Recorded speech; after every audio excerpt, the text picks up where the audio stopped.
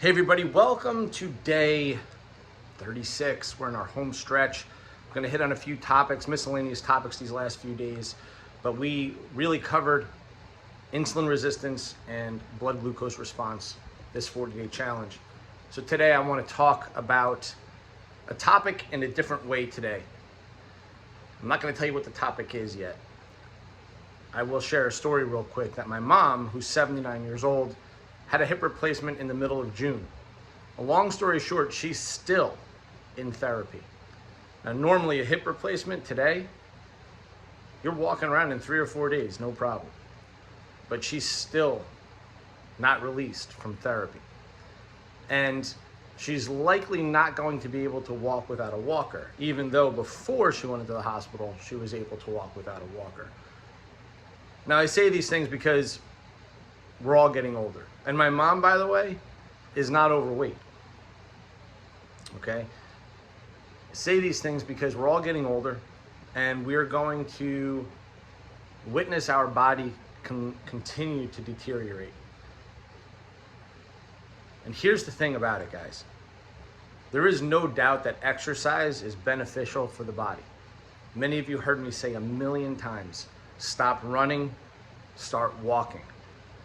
What that really boils down to is stop doing things that will hurt you and do things that benefit you. And one of the biggest challenges that I meet in the gym as a gym owner for 20 years is watching people do things to themselves without knowing it. Now, let me give you an example of what I mean. You only get a certain amount of time to devote to your body in any given week, right? So if you're going to train 3 times a week, which my average client does, and of those 3, most of them will make 2 because they're traveling or this or that. And they're in the gym for maybe if they're lucky, if they come for some kind of a warm-up, maybe they're there for 45 or 50 minutes. So in those 2 sessions, where you have the opportunity to strength train, that's what we focus on. I add some cardio in, and obviously you guys know that I do Sunday kettlebell class, which is all cardio. But the point is that you're there to strength train, you're there to do some corrective work. So a lot of you guys recognize, yeah, I do things for hip extension, I do reaching exercises, I do exercises that will strengthen external rotation in your shoulder. I'll do very specific things without you guys even realizing that I have to do things to correct you. But 10 years ago, I put together a comprehensive warm-up video for both the upper and lower body. Comprehensive. Now, the number of people that do that are less than 5% of the clients. Instead, what you see is people won't do what they know they need to do. So for example, if you know that your neck is weak, if you know that your wrist is weak, if you know that you have shoulder issues, elbow issues, knee issues, hip issues, ankle issues, there will be at least 10 times that I've shown you in a session how to fix that. That's me. They're paying me for their time. They're paying me for their attention. Or they'll come to see me, maybe, to stretch them, right? So many clients will ask, hey, man, can you deal with the shoulder? And during that time, I'll show you, okay, here's what's actually going on, because sometimes it's not easy to assess exactly what's going on if you're training in a group session, right? You really need some individual attention to find out, okay, move your arm like this, do that. Okay, yeah, you know what? It's likely your supraspinatus, or it's an intercostal, or it's rectus femoris. It could be anything, right? Sometimes it's hard to tell what's going on. Sometimes it's not always lumbar, right? Sometimes it's piriformis. So, but as soon as that's shown, what you'll see is, and some version of this, right? So if I know this person is sitting, has a job where they sit, or they drive a lot, you'll notice that they will not put themselves in the positions when they walk into the gym that I've shown them in order to get better, right? And they're obviously certainly not doing it at home. And I say all these things because despite professional eyes, advice, and showing the reasons why and explaining how you got there, People will want to do what they want to do. They're going to do what they want to do. I can explain. This is why you need to stop running. Your back hurts. You see how much instability you have in your pelvis when you walk back and forth, and it goes like this, and it goes. The pelvis isn't supposed to rock like this when you walk, right? It should be stable, and it should walk like this. It shouldn't go like this. And then when you want to run on that, you're just creating shearing forces in your lumbar, and I can explain all the reasons why, running on that is a really bad idea, especially when you have pronated ankles, etc. But I could show you stretches to do, things to do, and I do. I do this all day, every day, and sometimes, after a while, right, it's the same way with my kids. I tell my kids 3 times with things. I tell them 3 times. And each conversation is more direct than the next, right? It's more, hey, look, we said this, right? And then at some point, you stop.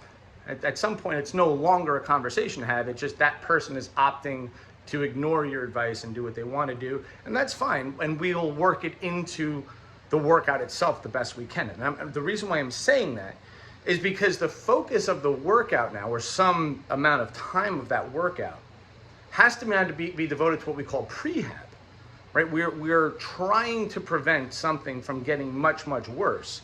And so I'll have to build in those 2 or 3 exercises, which of course takes time, which is fine. That's fine. But the real goal is, and if you watch some of my, better, more accomplished groups lift, we do a warm-up, right? We're doing things with tractioning our shoulders and doing external rotation exercises. We're moving fast, and we're getting a good, and then as we go, I eliminate exercises and then eliminate more and stay with the more